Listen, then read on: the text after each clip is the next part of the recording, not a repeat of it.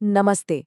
अच्छा, कभी सोचा है कि बड़े बड़े पुलों में, पहाड़ों की चोटियों में और यहाँ तक कि हमारे सैंडविच के एक टुकड़े में भी क्या कोई एक चीज कॉमन है? वो है एक बहुत ही सिंपल सी शेप जो हमें हर जगह दिखती है।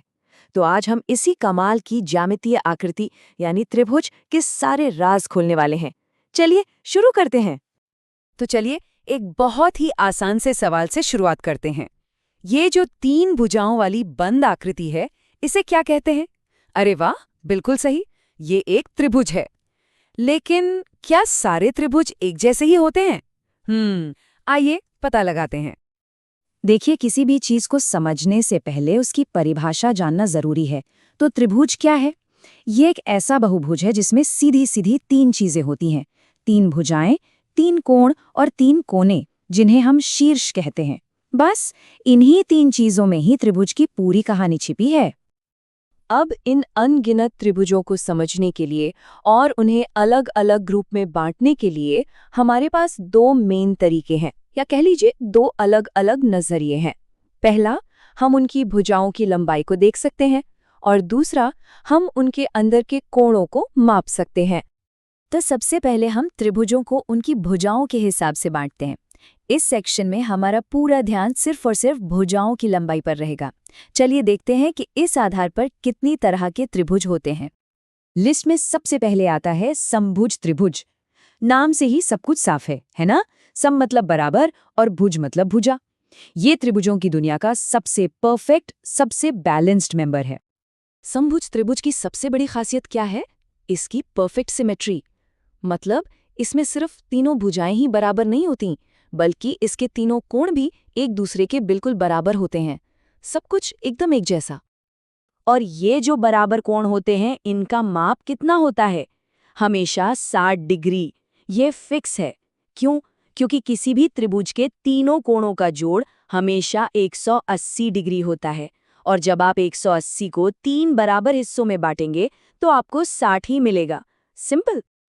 चलिए अब अगले त्रिभुज से मिलते हैं, समद्विबाहु त्रिभुज। इसके नाम को भी तोड़कर देखते हैं। सम मतलब बराबर, द्वि मतलब दो। तो ये वो त्रिभुज है जिसमें कोई दो भुजाएं बराबर होती हैं। समद्विबाहु त्रिभुज में कोई भी दो भुजाएं एक दूसरे के बराबर होती हैं। और यहाँ एक बहुत जरूरी नियम याद रखने वाला है। जो दो भुजाएं बराबर हैं, उनके ठीक सामने वाले दो कोण भी हमेशा बराबर होंगे। ये एक पैकेज डील की तरह है।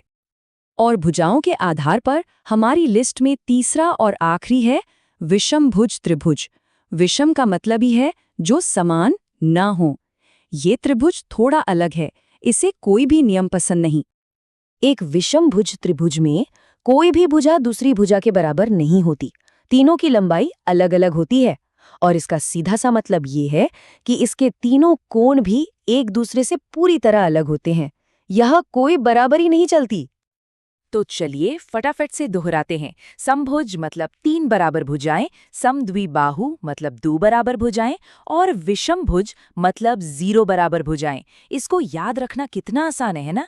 बस याद रखिए 3, 2, 0। ठीक है, तो हमने भुजाओं के नजरिए से तो त्रिभुजों को देख लिया। अब अपना चश्मा बदलते हैं और त्रिभुजों को एक बिल्कुल नए एंगल से देखते हैं, मतलब उनके अंदर के कोणों के आधार पर। कोणों के आधार पर पहला टाइप है न्यून कोण त्रिभुज। यहाँ न्यून शब्द का मतलब होता है छोटा या कम। तो आप अंदाजा लगा ही सकते हैं कि ये कैसा त्रिभुज होगा। न्यून कोण त्रिभुज की बस एक ही पहचान है। इसके तीनों के तीनों कोण 90 डिग्री से कम होते हैं। एक भी कोण 90 या उससे ज्यादा का नहीं हो सकता। इसके सारे कोने नुकीले होते हैं, यानी एक्यूट। अब बात करते हैं शायद सबसे मशहूर त्रिभुज की, समकोण त्रिभुज। ये आपको बिल्डिंग के कोनों से लेकर मैथ्स की किताबों तक हर जगह मिल जाएगा। और इसकी पहचान क्या है? ये जादुई नंबर 90 डिग्री। समकोण त्रिभुज में हमेशा एक कोना ऐसा होता है जो एक परफेक्ट एल शेप बनाता है, मतलब वो ठीक 90 डिग्री का होता है। तो इसका नियम ये है कि तीन में से ठीक एक कोण 90 डिग्री का होना ही चाहिए, न 1 डिग्री कम न 1 डिग्री ज्यादा। और हाँ, इस 90 डिग्री के कोण के ठीक सामने जो सबसे लंबी वाली भुजा होती है, उसका एक स्पेशल नाम भी है, कर्ण। कोणों के आधार पर हमारी लिस्ट में जो आखिरी त्रिभुज है वो है अधिकोण त्रिभुज। अधिक का मतलब होता है ज्यादा। तो ये एक ऐसा त्रिभुज है जिसमें एक कोण काफी बड़ा या खुला हुआ होता है। अधिक कोण त्रिभुज को पहचानना भी बहुत आसान है।